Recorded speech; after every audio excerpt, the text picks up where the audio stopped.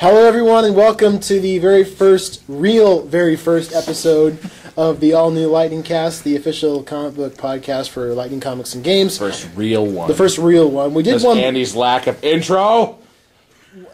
Maybe I was...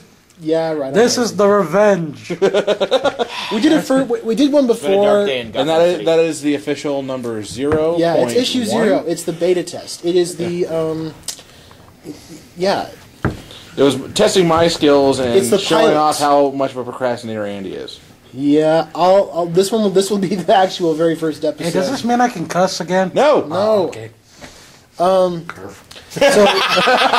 Jinx, you owe me a Coke. Hey, Without a moment's notice. what we're going to do, basically, this is the official podcast of the Lightning Comics and Games. So I'm going to go around the tip and introduce everybody. To my right, we have the man of 1,000 voices, Ace. Yo. To his right, we have our local Frost Giant representative, Mike Larson. That's me, I guess. LG. I wanted to say it. Never mind. Wham. And to LG's right, we have the man, the myth, the legend. And to his right, we have Shane Wallerstead. No, I'm kidding. I'm kidding. Hello to you too. And to Shane's right, we have me. I'm Batman fan Andy. So those of you who are not in the know, that's a circle. Yes. Kind of a rectangle. If you were following along at home, you should be able to figure If it you are out. watching NASCAR, it's real easy for you to follow. They're making a left turn, though. Oh, that's true. Left turn, yeah. 4 right turns gets you back where you're going. After 4 right turns, you gotta know where you're. There you are. So what we're going to do on this show, we're just going to talk about comics, we're going to talk about games, we're going to talk about whatever we feel like talking about that's related to geek stuff, and I hope you guys enjoy the show. So first off, we're going to start with talking about comics that we've been reading lately, stuff that is new, stuff that's not new, just whatever we've been looking at. Let's start with Michael. Michael, what are you looking at today? Today I'm looking at the graphic novel for Naruto, number 55. I will definitely have to say the series has picked up exponentially since about 4 volumes back. Is this a new one? This is the newest one for the English distribution, yes. Got it. What they cover in this one is they're in wartime with this, and if you haven't been following Naruto, if you're not a fan of Naruto... well, LG's already on top of that All these one. words were used in a sentence. They're going to war for the tailed beasts. What are the tail beasts, you say? Why, let us explain. That's a long explanation. We'll skip it. Okay, Yeah. they are gigantic monsters with multiple tails that can mess everything up. End of story. Basically, weapon. walking natural disasters. Cool. Oh, and so you got these guys trying to harness this power. You've got one crazy man named Toby who's trying to get all of them, combine them back into one giant beast and make himself a god. And in this issue, they definitely cover how exactly the war is going to go down. They have a lot of resurrected ninja from the past. So in other words, people you thought were dead have come back. Oh no, It Dragon sounds Ball like Z something syndrome. that's been... Wait a minute. Somebody that was dead in a comic book came back? Yeah! Da-da-dun, da-da-dun. No, Doodle-a-doodle-a-doo. and basically it's a lot of heartfelt remembrance. And you're going to see Zabuza again. Which was badass. Basically, to sum it together, they resurrected a bunch of dead ninjas, and they're going to have to duke it out against these dead ninjas. Again. Again, for the second time. But if you're a fan of Zabuza and want to see Haku again, this is the time to do it. If you wanted to see Chio again, Hell, Salamander Hanzo makes an appearance. Yeah, we see him for the first time rather than a brief intro. Yeah, you actually get to see some cool stuff. You get to see the samurais in action. Everything, it's all leading up to the final events in this war. And it just gets better and better as it goes along. Far out. I'm very satisfied with it. And also, the Seven Swordsmen of the Mist are a bunch of jerks, but they're awesome at the same time. Any questions from anyone in the crowd? You know, I really don't ever read manga at all. I mean, obviously I've read Bat manga, but that doesn't really count. Yeah, well, to each their own. Is there Bat manga? Oh yeah, back in the '60s during the big Batmania explosion because of the TV show, Batman was really, really popular. Well, the reason I ask is I know that actually Marvel does have some of like Spider-Man manga and all that, but I didn't know DC had manga. Back in well. the '60s, there was they did some original Japanese manga for Batman. It's one of the only original Batman stories that's created and owned overseas. And just recently, there was a Batman manga called Death Mask, which I guess was pretty good. That I haven't looked at. I think that's what it's called, Death Mask. Is it done in like traditional manga style, like Japanese art? Like right to left, kind of thing. Yeah, the usual. Not all of its cutesy eyes. Batman with cutesy eyes would be really weird. I am the Knight. Well, I can't see, but I'm the Knight. I am the Knight. Don't worry, I am not dizzy. I am just regular. Apparently, when I cross the border from America to Japan, my eyes get much larger. Well, no, it's the the sonar lenses. I see all criminals. It's the pressure. There's a pressure differential in the island of Japan. Didn't you know that? In my train of thought, though, when somebody says manga, that's immediately what I go to is big cutie eyes, well, it's anime. That's a very, very big stereotypical thing. But to answer your question, yes, there have been some originally produced, Japanese Batman comics. Were they under the proper license, or were they bootleg? They were proper license. DC gave them permission to do it, and they, and some of the '60s stuff is just really out there, as you can imagine. Oh, I've read some of the '60s stuff. It's pretty ridiculous, but it's fun too at the same time. So up next for what we're reading this week, let's talk to Mr. Wallerstead. What do you got for us, sir? Well, I just got done reading Green Lantern #7. It was a bit confusing to me when I was reading it. One of the things that really confused me was a character named Black Hand is actually an Indigo Lantern. Now, if you're not... Is that the same Black Hand from the Blackest Night comic? Mm-hmm. Yes, it is, actually. So, is he Indigo Hand now? Is that the deal?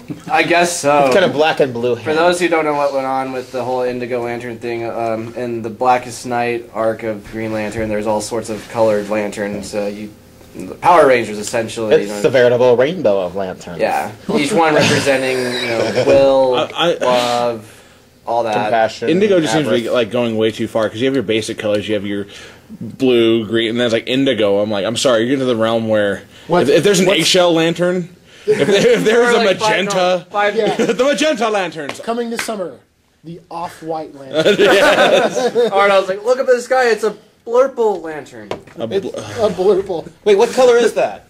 It's a puce lantern. What do you represent? Nausea. Heliotrope. Anyways, back into the story. It seems like Hal Jordan is actually wanting nothing to do with the Lantern Corps, and Well, think about it. Every time he saw the movie becomes too. one of the lanterns, they kick him out. It's like, you get the hell out. They keep kicking him out for stupid reasons, so of course. and then towards the beginning of this book, Sinestro appears before still a Green Lantern, trying to convince him something's up, we need you back. Hal says no, and they get into a big fight, and Sinestro gets captured by the Indigo Lanterns, and that's when you find out Black Hand is actually another one of the Indigo Lanterns, and then... So he's been saved, or something. Yeah, he's been saved, and there's somebody, and Sinestro will be soon saved too, and that's where it ends up there. I always liked the character of Black Hand in the Blackest Night. I always thought he was like a really interesting, because remember at the end of each of the Blackest Night issues, they had like a little bit of backstory about him. Yeah. I thought that was really interesting stuff, and I was into it. The other thing you missed on is the fact that Carol Ferris put Yeah, the I was Star trying to Sapphire ring back on. Yeah, too. so she is Star Sapphire. Yeah. I was kind of confused at that. Yeah, But she was, and then she gave up. He had the power taken away from her, but she still held on to the ring, and she put it back on. It's like, welcome home. Yeah, it was close. Wow. Thank you for that, Wally.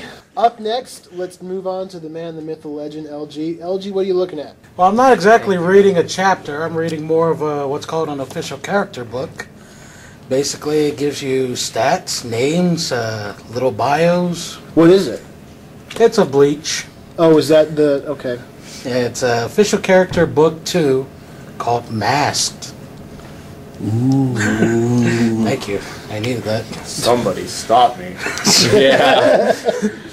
Jim. Go. Alrighty then. Jim Carrey, rest in peace. God Don't worry, he's comfortably sitting in the trailer park next to Jake Lloyd and Vanilla Ice. Actually, we, Vanilla of course, Ice speak of actually his has a career. show now. Yeah, you know what? So does Reality Flavor TV, Flav. they'll Let's give move on. anybody a show. Okay, but anyways, this is character book for Bleach.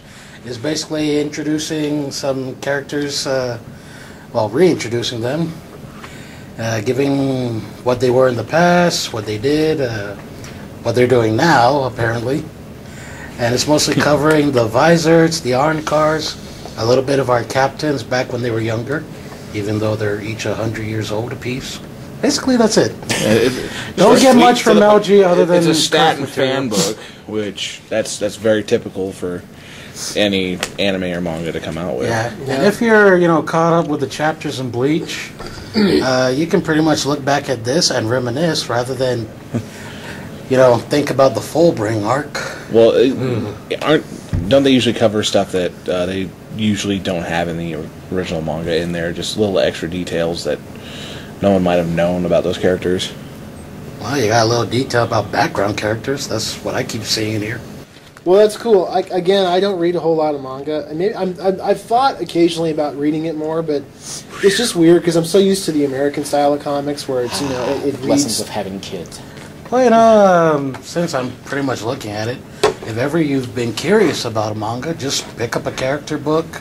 You'll pick up names, who they are, what they did, and it's basically just a It's just a like a cheat shortcut. sheet. Yeah. It's a cheat sheet. to get caught up. Here's your quick notes for Bleach. So, Do you have a friend that's a jerk with trivia? Read him with it. so anyways, that was Bleach, official character book 2, Masked, brought to you by LG. I have a question. grade 5. Favorite anime movie ever? My favorite anime movie ever? Me? Sure, Mike. Why not? You're the one I'm pointing at, Yeah, so let's go with you. And then go with me next. Sure. Oh, that is a hard decision. I would have to actually put it to a group of films, which is anything done by Hayao Miyazaki. He redefines a lot of things for everyone. He just had a film, The Secret World of Arrietty, just came out, which is basically a retelling of The Borrowers, again. Which This time without John Goodman. Yeah, without John Goodman, so thus the film was fine. God rest his soul. He did Howl's Moving Castle. One of my other personal, on top of the list is Princess Mononoke. That was actually the first Hayao Miyazaki film I ever saw, and that also really sparked my interest in the rest of his films because he has a very unique style to him. Very down to earth, it's all hand drawn as far as I remember. I think he's moving more to digital, but there's still so much detail. Just you could tell he, whatever production company he's working with or whoever he has hired with him, just loves the art so much that they can't let it leave the studio without absolute perfection. LG, favorite anime movie? I would have to agree with Mike. Go with anything Hayao Miyazaki. Everything that guy makes or helps makes is just so, I don't know how to say it, amazing, really. Because everything, like every scene, every character, they all jump out at you. It's almost to a point where you gotta watch it all over again just to catch every single thing. Shane, what is your favorite anime? Well, actually, to tell you the truth, I really haven't watched any of the ones besides Summer Wars that Mike and LG had listed off, but as far as animation movies go, I do like some of the DC animation movies, some of the Batman. But you're not like a real well versed in anime. Not really, honestly. Go It's to all right. Mike and LG. I'm really not either. What about you, Ace? I've had a smattering. I've been to conventions where they have a 24-hour anime room. And I'm telling you right now, do not say La Blue Girl. No, I didn't say the Blue Girl, but I was going to say the Joker thing. But anyway. No. Legend of the Overfiend. The ones that stick out in my mind are like Cultural Cat Girl Nuko Nuko. And Okay. Ranma 1/2. Yes. Yes. Oh my God, Ron. Ranma 1/2. I mean, everybody